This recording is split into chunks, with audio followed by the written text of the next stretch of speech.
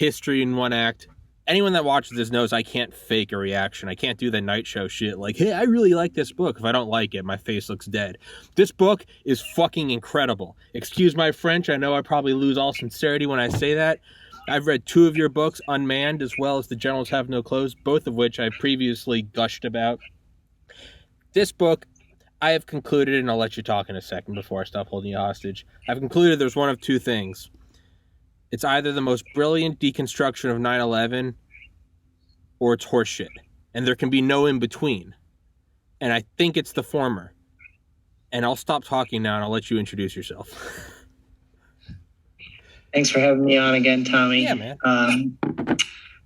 Well, I wrote this novel about 9/11 and I hope that it will also be the best book written about 9/11.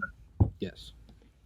Fiction or nonfiction. And I guess in the way that I wrote it, it's really a mashup. It's a work of friction. It's fiction and nonfiction. And, you know, it has 911 footnotes, just in case you didn't get the pretension of that. But the footnotes are edifying and a book in themselves. And I think it shows the decade worth of research that I put into doing this.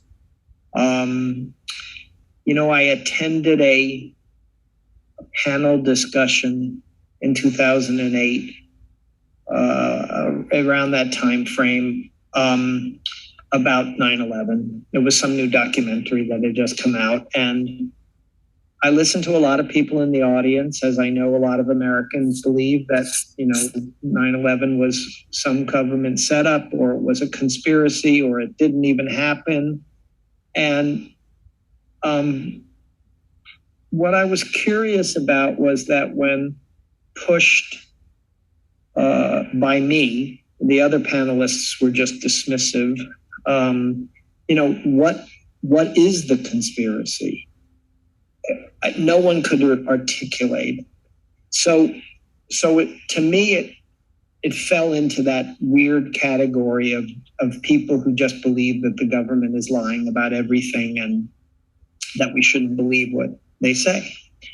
And I thought to myself at the time, you know, it would be really great if one could write a good conspiracy book that would make the point of the conspiracy equal to the evil deed that was the conspiracy, right? Because we have movies and books galore about this subject.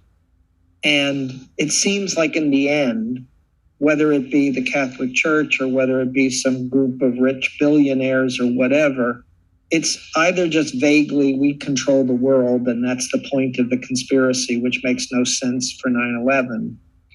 Or, you know, the point of this conspiracy is to control oil or make more money or, oh my God, all the stupid things that people come up with, but that are the fundamental precepts of American foreign policy and culture anyhow. Yeah. Everybody wants to make more money and everybody wants to make sure that we have enough energy.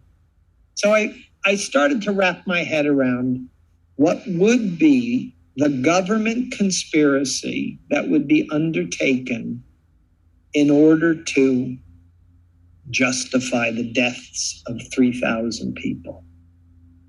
And it took me a while to get there.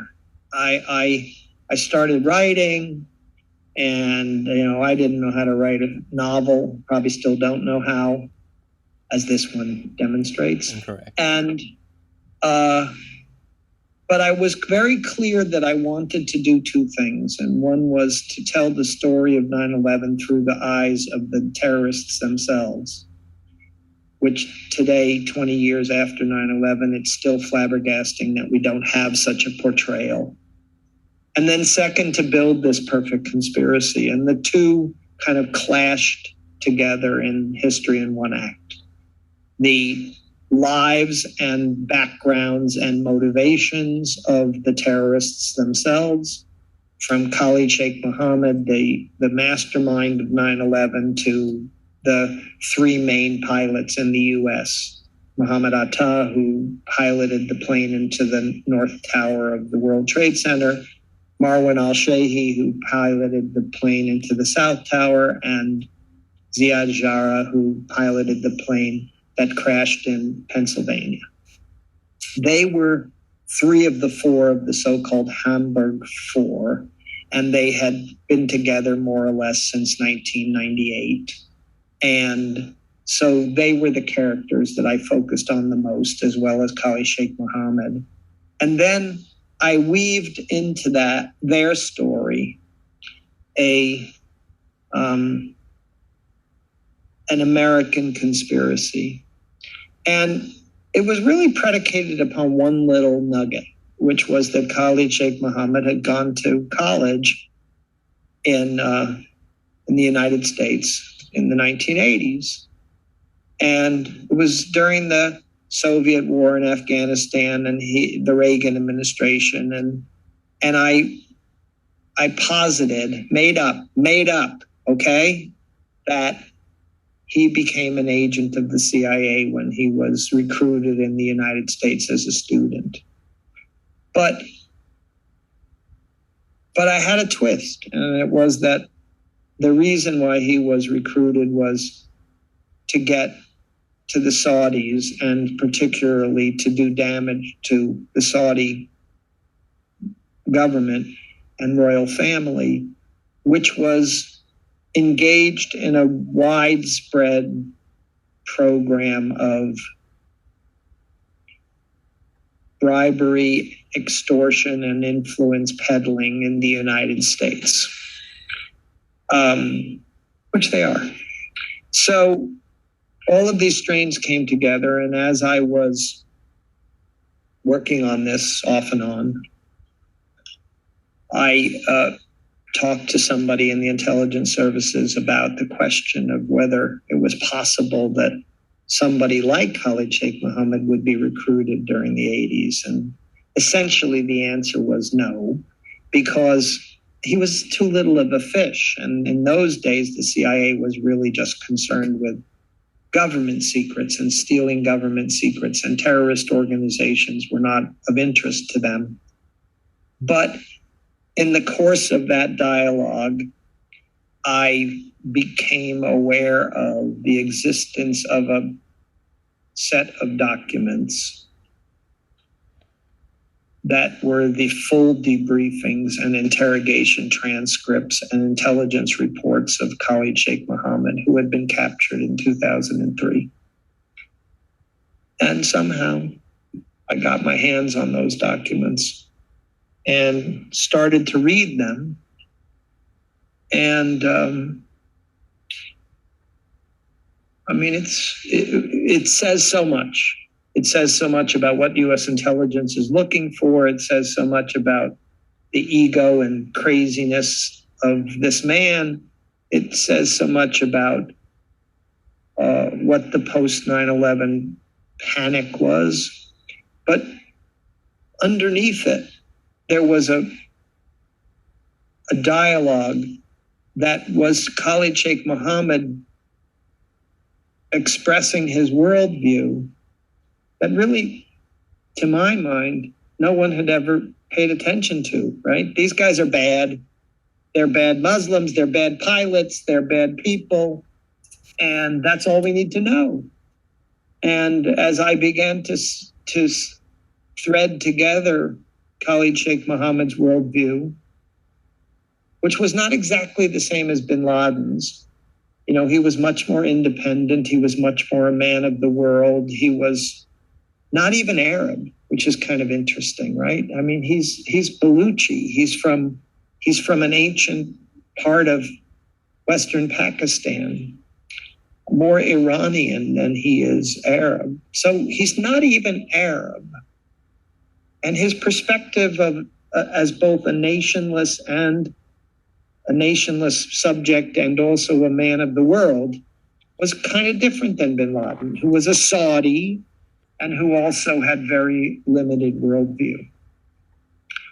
And I wrote a novel that really focuses on the relationship between two couples within the organization that is sort of an off-the-books organization of the CIA that perpetrated the conspiracy and ran Khalid Sheikh Mohammed as an agent. And then on the other hand, the other couple, Mohammed Atta and Marwan al-Shehi, the two pilots of the planes that hit the World Trade Center, that I speculate with, I'm quite sure, reasonable credibility, were gay. Yeah. And I put gay in quotes because maybe in the Muslim world and maybe in their world, even being gay was not possible, that it was not really part of their vocabulary, but they were lovers. Absolutely inseparable from 1999 until September 11th, 2001. Mohammed Atta was said to have been inconsolable when Marwan was not around. Khalid Sheikh Mohammed, in his interrogation transcripts, calls them homos on more than one occasion and does say that there was something in their relationship. And FBI guys I have talked to agree that they had a unique relationship amongst the 19 men who came to the United States. And in that little factual nugget is the hidden pretense of this book, which is that the South Tower of the World Trade Center was never intended to be hit. Yeah. That Al-Qaeda had ordered the attack on 4 targets: the Pentagon, the White House, the U.S. Capitol building, and the North Tower of the World Trade Center. And that the two decided that they wanted to die together in hitting both towers. And if we now think factually, as the National Institutes for Standards and Technology and other architectural groups and accident reconstructors have concluded, that probably both towers fell because of the cumulative fire, heat, and debris associated with both towers being hit. That had only one tower been hit, probably it would have survived. And that even World Trade Center building number 7, which was, adjacent to the World Trade Center towers, collapsed as a result of this cumulative heat and debris.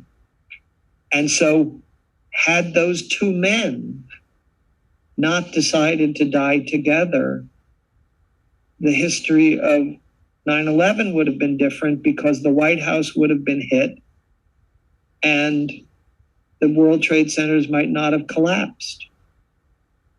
It would have been still as awful, but sure. It's like an unknown mystery, an unsolved mystery of something that happened 20 years ago, that I have to look around today and say, it appears to me that we are as uncurious about the terrorists and who they are and what their motivations are and why they exist, both within our midst, within our midst, and also all around the globe today. We're never going to be able to defeat terrorism if we don't better understand who these people are and what they want. And I didn't think that I could really write a nonfiction book that would have achieved the same goal, because I had to describe their lives in a way that made them human.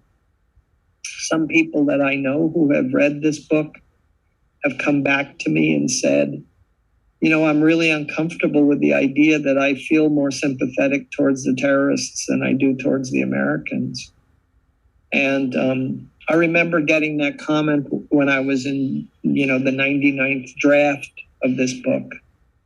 And I answered it in the book, where there's a conversation amongst the primary American character, Steve Draper, when he's asked, why does he kind of have this affection for bin Laden, and he's so critical of George Tenet and George Bush and Colin Powell and Dick Cheney and all the Americans.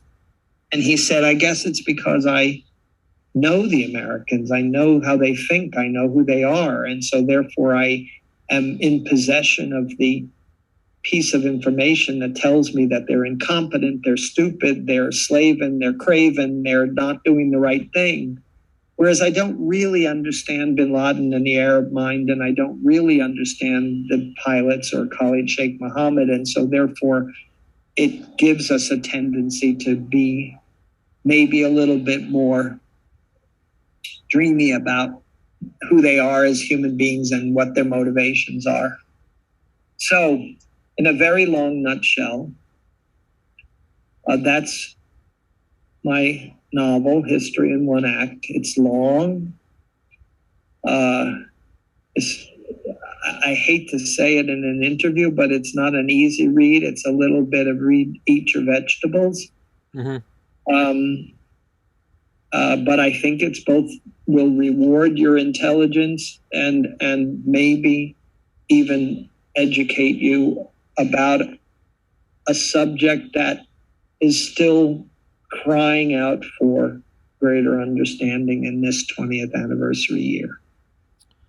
I think that, yeah, that's one thing I was going to ask you when I was reading it, as I was like a couple hours into it, and I was like, so I think these guys are in love. I was like, I don't know if he meant to write that, but yeah, it's, I've always, I've looked at it for, I was 11 years old on 9/11, and, there's so many different, like, it's been 20 years, so many different, like, eras of my own understanding. It's face value. It's the bad guys, and then it's, we did it for money and oil, and then it's, it was actually Saudi Arabia, or it was China, or whatever. It's go through all these evolutions, and what I finally reached in my own mind, probably in the last year or so, and it's kind of where I've settled, is that it was an organic attack. So there weren't drones, it wasn't lasers, it wasn't whatever. It was an organic attack that we detected and let go through because it was going to happen one day or another, so we might as well do almost a sort of judo. They're swinging at us. How about instead of dodging the punches forever, grab one and flip with it? And that's kind of what and I don't defend it, and I don't necessarily go against it. It's a horrible thing to say, but I feel like when you get to that rarefied air of like, hey, it's like Jack Nicholson, right? It's like, the little place deep down inside you don't like to talk about when you're at parties. You want me on that wall. You need me on that wall. I can bury my head in the sand and go, no, don't want to think about that. But when you do get to these levels, like an Apex watch, it's like, hey, these attacks are happening with greater consistency. The chatter's off the charts. We know it's coming. If we stop this one, there's one behind it, and there's one behind that. What if we let this go through? And then, why don't we... Tom, yeah. Well, I've called you an idiot before, so I'll call you an idiot again. The problem with... One thing that 9/11 was, more than anything else, was a diabolical attack undertaken by an incredibly disciplined and motivated team of a very small number of people. Now, if there's something in the U.S. government that can be done by 25 people, I would like to know what it is, because nothing in the U.S. government can be done with less than 2,500 people or 25,000 people.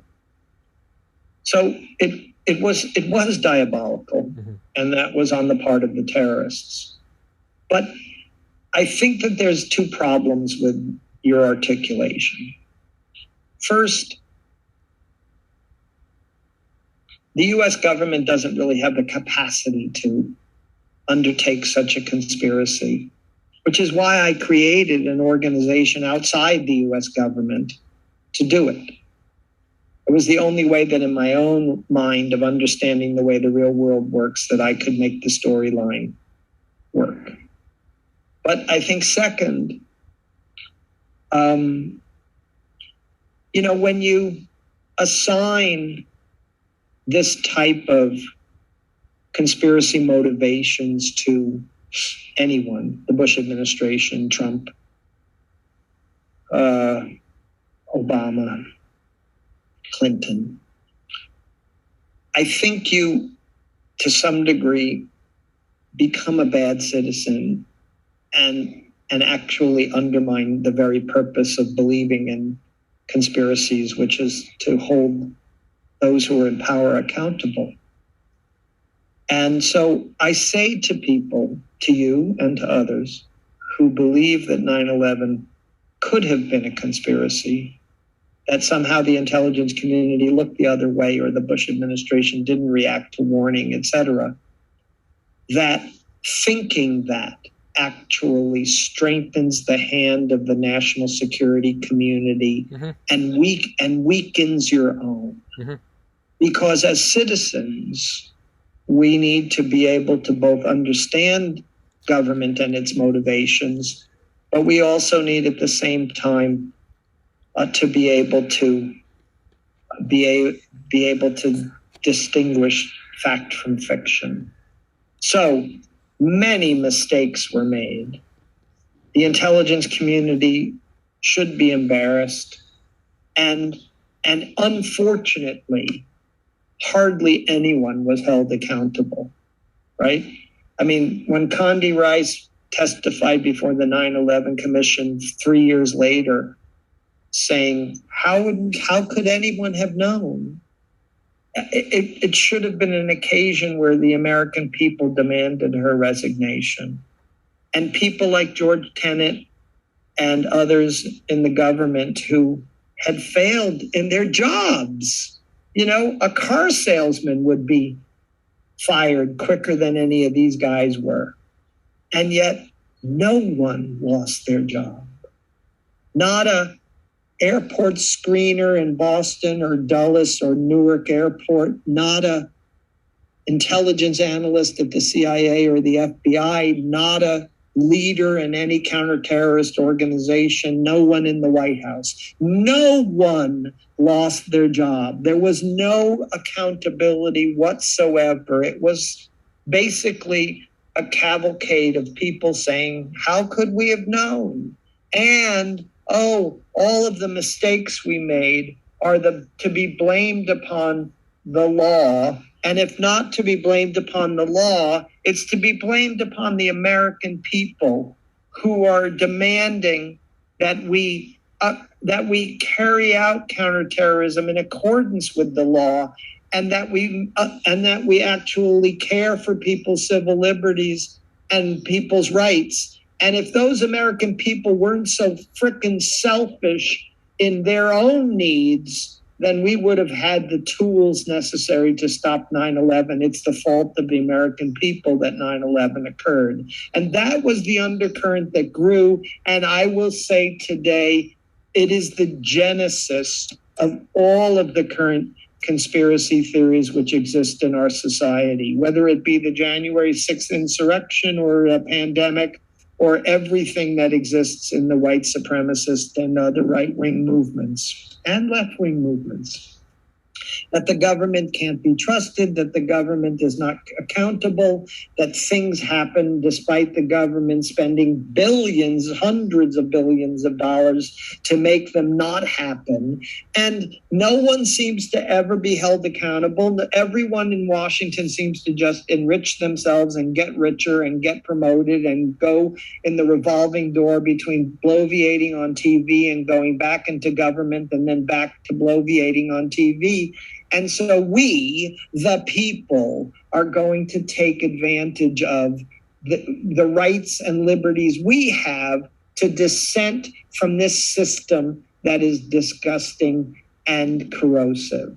So I'm not saying it started with 9/11, but it's certainly 9/11 was the pivotal shift of our generation in which I think most Americans who questioned why this happened began to be disenchanted with both government and with the official stories of the news media.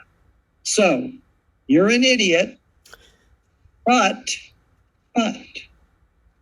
is there a great book out there that explains all of this to you? Is there a great book out there that lays out 9/11 in such a way that is not triumphant of those who participated and not black and white as to those who perpetrated it?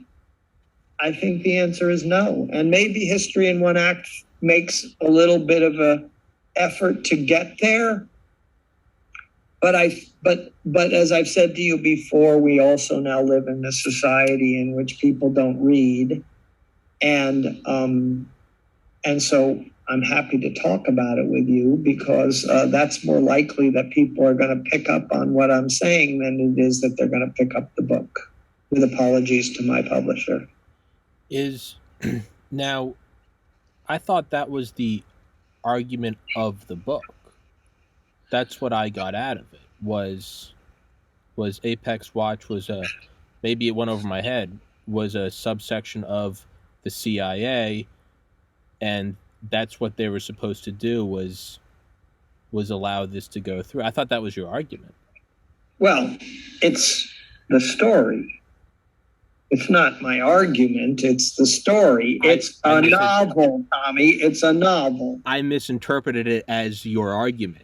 That's why I brought it up. I was like, oh, I think that's because it's one of two things. It's either, it's like Arthur C. Clarke, either we are alone in the universe or we're not. Both are equally terrifying. It's kind of the same thing. It's 19 guys pulled this off, or a small clique inside the U.S. government let it happen. Both are equally terrifying. Yes, both are equally terrifying. And in fact, I construct what I think is a plausible road to explaining how people within the U.S. government, in a special organization called Apex Watch, could have used their association with Khalid Sheikh Mohammed to realize that there was little that they could do that would influence these attacks. And therefore, they wanted to construct an outcome that would be the product of the attack. Yeah. But let's be clear. In my novel, it's not like they're the product of the conspiracy is the glories of the Bush administration or greater money or greater oil. The product is a war against Islam that they think is necessary in order to preserve and strengthen the United States of America. And the Bush administration is irrelevant in that regard, because they are thinking national security that's bigger than any administration or the president. And though that is fiction, it definitely mirrors an attitude of those who are the national security clergy in terms of their belief that they know better than government as to what we should and shouldn't do. And that's what justified torture, and that's what justified black sites, and that's what justified the invasion of Iraq, etc. It doesn't matter what the facts are. Our endeavor is to enhance the national security of the United States, and whatever it is Congress thinks and the press is saying and the people believe, we're going to do what we think is best for America because we know what is best for America. That is the ultimate conspiracy, and that, in fact, is true. So I am an idiot, but I think for a reason other than you put forward. I'm an idiot because I thought this book was intended to be 100% nonfiction, just change names. Change the names and places. That's what all, I have a guy on from Delta Force all the time, and he always changes the names of people he worked with, but he's talking about actual firefights in which they happened. So that's why I'm an idiot, is because I was like, oh, this is obviously changed the names of things. So I'm an idiot because I was like, oh, I'm going to bring up that theory that he put forward. And then you were like, Tommy, that theory is fucking retarded. And I was like, well, hold on. I'm looking at Zoom and it says Will Arkin. And I'm looking at the book and it says Will. I'm like, but you wrote that. So, and also, I searched for Apex Watch so much, and I was like, I can't find anything before I finished the book. And it's obviously, I was like, oh, of course, it's a fictional name. Now I have so many like sponsored ads for me about wristwatch, and I'm like, God damn it! But I'm serious. I'm like, no, CIA Apex Watch, and it's like the cheesy. It's like the CIA uses this watch, and I'm like, no, God damn it! I wanted the one that took on. Then I'm like, well, of course it's not going to exist. But did you look for Odell Road? No, I did not. Should I have? So, the Odell Road facility that Apex Watch occupies in this novel is an actual real facility. And it's a kind of off-site facility of a unit of the CIA. And so my point is, there are off-the-books organizations, and there are secret organizations, and there are people out there doing things that, the president solely approves of or is not known within the bureaucracy because of compartmentalization. All of those things, I think I wanted to construct a book that people would walk away saying, oh, yeah, it was a conspiracy. And so I've achieved my goal in that regard. If you thought this is true. And in fact, I'll give you a funny story. So in the early part of writing this monster, I sent it to one of my old editors at a mainstream New York publisher, won't name him. And he read the draft and he said, I can't really tell whether what I'm reading is true or not true. Yeah. And by not telling the reader that, you're doing something that's very bad.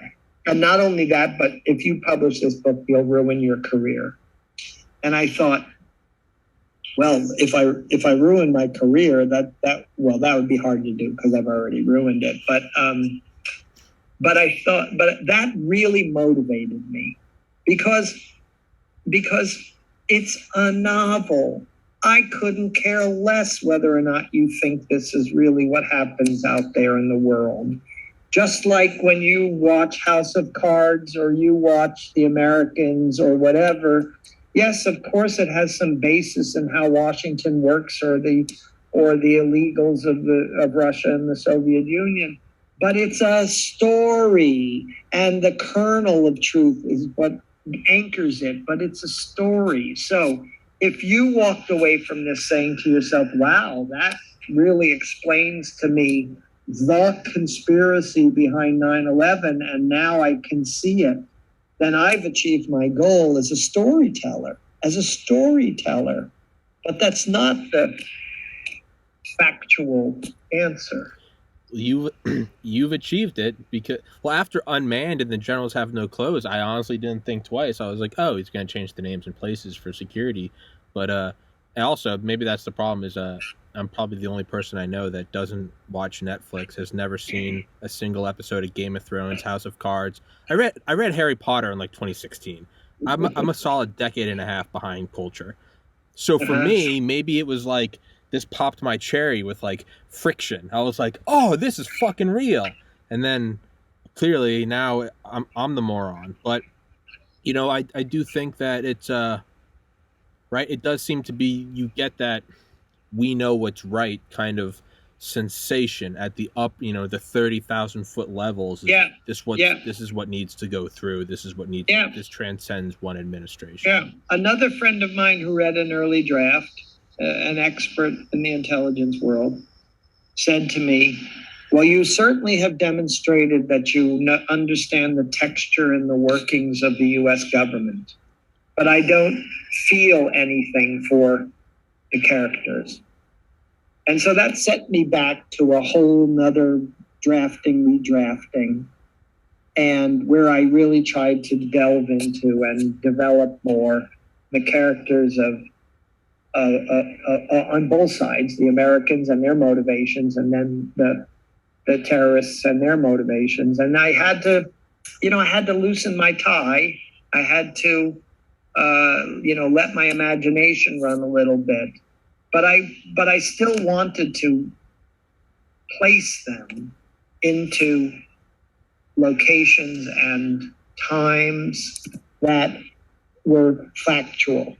So I constructed like a 600,000 word timeline of the history of 9/11 in order to do this, like from going back to when the Wahhabi raiders first entered Saudi Arabia in the 17th century. I mean, I did this so that I could myself understand the history and understand the texture. I'll tell you a funny story of what that texture often does for us. So I have this Swedish friend. I love her very much. And she came to work with me in Washington a long time ago. And we went to a diner one day to have lunch. And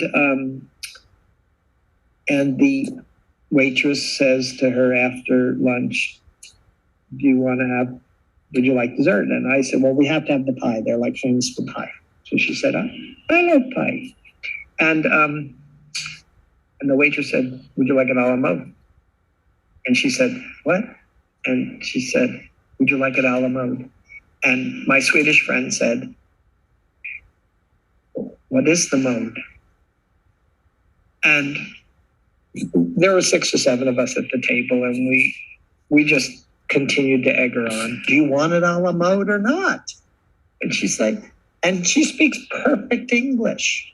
And she said, what is the mode? And there it was in a nutshell, that if you're an American, maybe Canadian, you understand that a la mode means with ice cream. It's not the French word, and it doesn't have anything to do with à la mode, the mode of the day. It's like, it means with ice cream. Yeah. And so to get that texture of understanding why people in the Arab world see Qana, the April 1996 attack by Israel on the village of Qana in Lebanon, as an iconic event, or why they see the Soviet invasion of Afghanistan as an iconic event, or why they believe that Al-Qaeda and the Arab soldiers actually defeated the Soviets in Afghanistan, or why they believe this or that or the other thing. It's understanding the texture of the foundation of what they think about in a way that I didn't understand it. I mean, I'd spent a lot of time in the Middle East, but I didn't really understand the history of Islam. I didn't really understand the power of the Saudi regime. I didn't really understand the actual relationship between bin Laden and the Saudi royal family. I didn't really understand, this whole culture of stateless men who basically, leave their home countries, whether it's Mohammed Atta from Egypt or Marwan al-Shehi from the UAE, the United Arab Emirates, or Ziad Jarrah from Lebanon. They leave to get educated in the West, but then they are in this impossible position because they don't have any real jobs or any real prospects if they return home, because their countries are autocratic and imbalanced and not democracies. And so they find themselves as kind of global citizens with nowhere to go. Now, for a while, from the Soviet war in Afghanistan until 9/11, bin Laden filled the gap, which was a motivation and a worldview and a purpose, if you will, that their own society didn't provide them with. That's why tens of thousands, if not hundreds of thousands of young men and women found themselves sympathetic to radical Islamic causes. But I wanted to understand better how and where and why. I wasn't interested in calling people names. I wasn't interested in labeling. I'm even uncomfortable using the word terrorists just to describe all of these people with a broad brush. I mean, I really wanted to understand, and that was behind, all of the research that I did. And then and then hopefully the construction of the perfect conspiracy and the purpose of that conspiracy. You know, I can kind of see the meta duping of how, you know, it's like KSM thinks it's all the Illuminati. Oh, it's the Zionists. It's an, you know, they're like, no, it's not. They're like, you moron. It's not. There's no Illuminati. There's no, you know, there's no Satanists. It's just like, this is how the world works. And I can then now see the reflection of me. And I'm like, oh, this is how it works. And it's like, no, Tommy, you fucking idiot. It's the, yeah, no, I mean, egg on my face. It's, but it's, you can see, I would argue that what you said is, you know, the critic said, I don't feel bad, or there's no depth. I don't feel the characters. I would argue that for a moment, I sympathized with the terrorists more. And it was realizing that they're in the United States. And there's this brief moment of like, hey, we can just fucking run. Like, we don't need to do this. Like, we can, fuck it. We can go move into Kansas with the pink people. Like, we can go be free.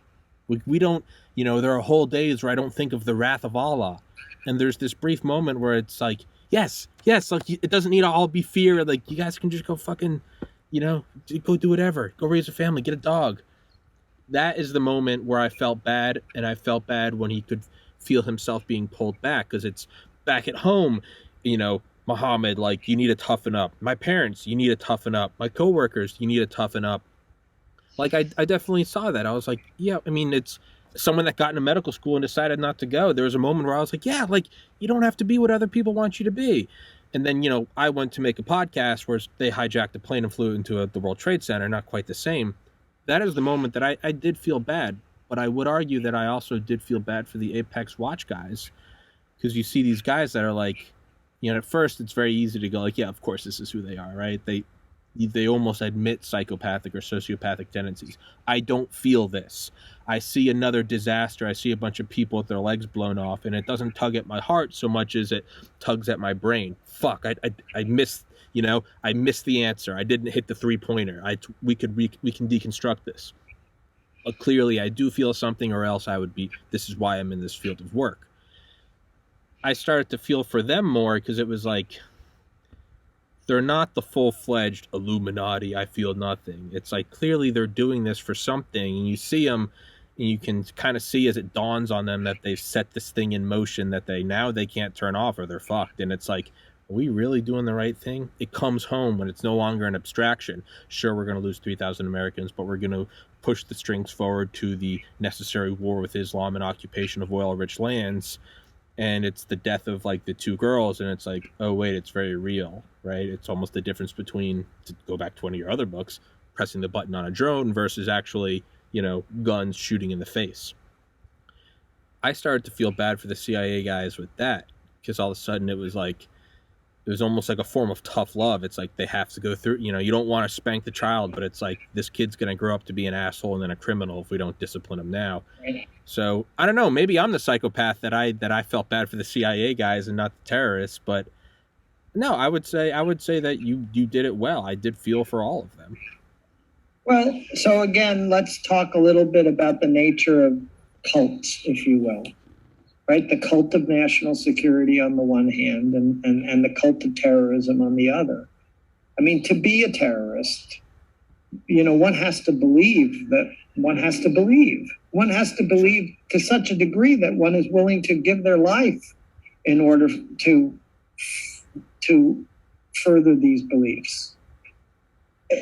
And so the immersion into that cultish mindset is really essential. And similarly, in the national security realm, there's a cult. There's a cult of the supremacy of national security and the importance of intelligence sources and methods and defending the United States, blah, blah, blah. But you can't really be a full-fledged member of that national security establishment if you don't believe. And so I wanted to both portray the main characters on both sides as believers, firm believers. No one is ambiguous about what it is that they're doing. And yet at the same time, I wanted to introduce questions for both of them as to whether or not what they were doing was the right thing. Because I believe in humanity, that even somebody who is about to push a button on a suicide vest asks themselves, am I doing the right thing? And not just am I doing the right thing like killing innocent people, but am I doing the right thing in terms of enhancing the future of Islam and the greater glories of this thing that I believe in? And similarly with Apex Watch, with the off-the-book CIA people who were working with Khalid Sheikh Mohammed to effect the attack. I wanted them to have the internal dialogue and the external dialogue about, is this conspiracy the right thing? Are we doing the right thing? Are we going to achieve the results that we want to achieve? And yes, you're precisely right, Tommy. At some point along the way, Muhammad Atta and Marwan al-Shehi and Ziad Jarrah had gone so far down the road that there really was no turning back. And Steve Draper and Marina Charbel and Lawrence Bolin went so far down their road that there really was no turning back. I think that's the nature of that's the human nature. That's the nature of how we operate. And certainly you can abandon what you're doing, but as a book writer, as somebody who's been a book writer since the early 1980s, I swear to God, there are days when I wake up and say to myself, if that were taken away from me, I don't know if I would know how to do anything else. And so once you have committed yourself to whatever it is you've committed yourself to, yes, of course, you can always speculate about what the alternatives are, or whether you can do things in a different way, or whether or not you are doing them right. I think all of these people involved had that view. And the only character in the book who didn't was Khalid Sheikh Mohammed. He was kind of since he's still alive, he's at Guantanamo, kind of he was a narcissist, he was egotistical. And I think I portray him as being particularly egotistical because as the US government courted him to become an agent, it went to his head. And I think in the end, I made him the asocial sociopath of the book. Unfortunately, kind of mirroring Steve Draper, the key American, because their belief in themselves began to overshadow their belief in anything else, which is the very nature of a narcissist.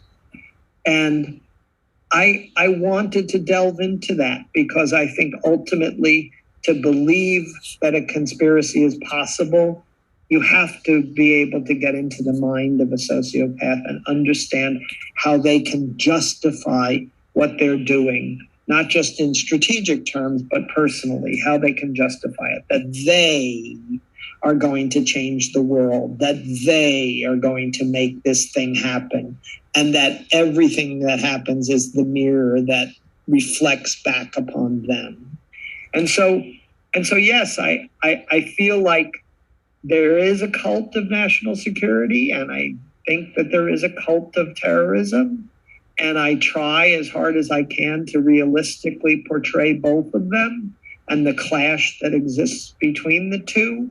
But in doing so, I didn't shy away from their having internal conversations about life, love, humanity, family, friendship, etc. There's a lot of talk in this book between Ziad Jarrah and Muhammad Atta in particular about what is doing the right thing as a Muslim and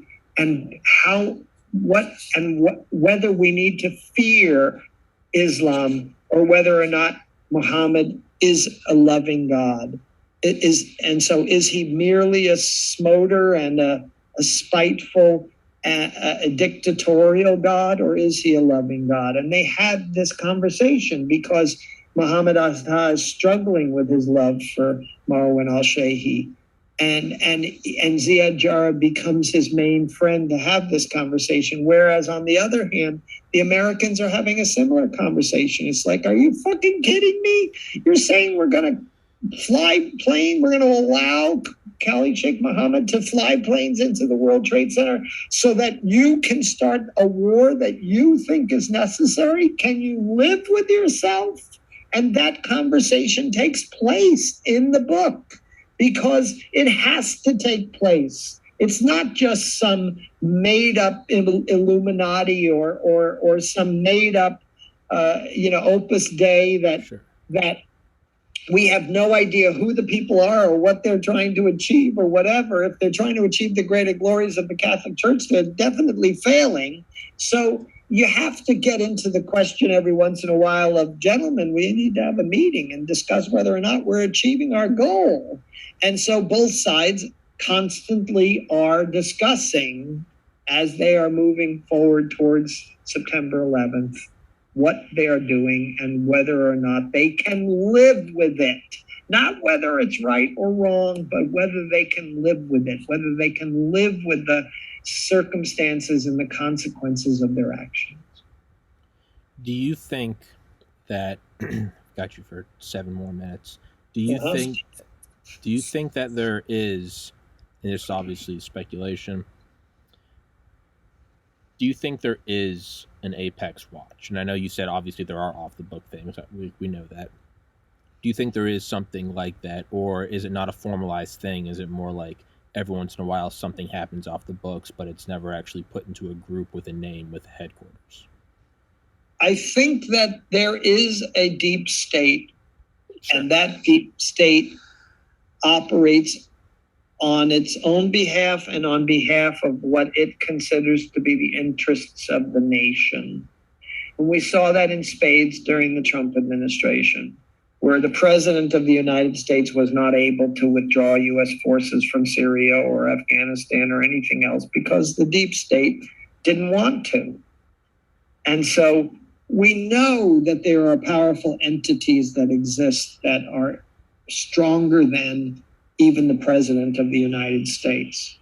I wouldn't go much further than that, than to say that they exist in the halls of, sure.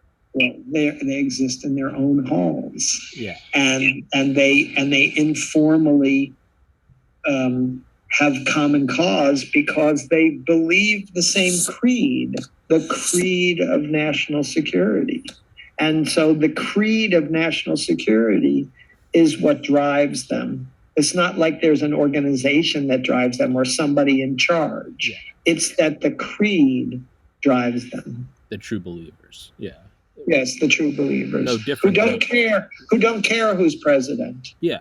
And who will passive aggressively or even aggressively thwart anything that the elected leaders want to do. That's real. We saw it in the Trump administration. I know that there are idiots out there who are applauding that because, oh my God, we saved the world from Donald Trump. But I say, what happens when AOC is president or Bernie Sanders or somebody else who wants peace? These same guys are going to be out there thwarting everything that they want to do. And are we going to then see Rachel Maddow on TV saying, thank God that the CIA and the FBI are saving us from the president? I think it's just the opposite. That's the president and they should be respected. And that's what the American people elected them for. Well, why didn't that apply to Donald Trump? And so it's an ancient story. And yet at the same time, Tommy, it's a very contemporary story. It's the contemporary world that we live in with all of its messiness and all of its self-interest. Orange man bad. I mean, that's kind of the bottom line, right? It's, yeah. I don't know if you saw that thing yesterday about how the Biden administration wants to work with cell phone carriers to limit the spread of misinformation via text messaging. Meaning, if you spread misinformation about vaccines via texts, maybe your text won't go through. and there are people applauding. Yeah. Yeah. I mean, I've said this before on your show, Tommy. I oppose censorship of any form. Yeah. Of anything, period. Of anything. Yes, I oppose censorship of any form. And I think that this current liberal fascination with censorship and war, because who's opposing perpetual war these days? It's the military itself and the Republicans, not the liberals. Like we've come to this topsy-turvy world in which I can barely recognize who the players are anymore. It's something's fucked up when the counterculture is wearing like a collared shirt and saying, I think we should allow for scientific discussion and my body, my choice. It's yeah. Well, and let's just end it on one more note. So those people who want to see the end of perpetual war, don't want to have the government telling them what to do about vaccinations, don't believe what's on TV, were in love with Donald Trump and what Donald Trump believed in. Those people are a force within our society. And like the terrorists, we ignore them and we fail to grapple with what their worldview is at our own peril. Sure.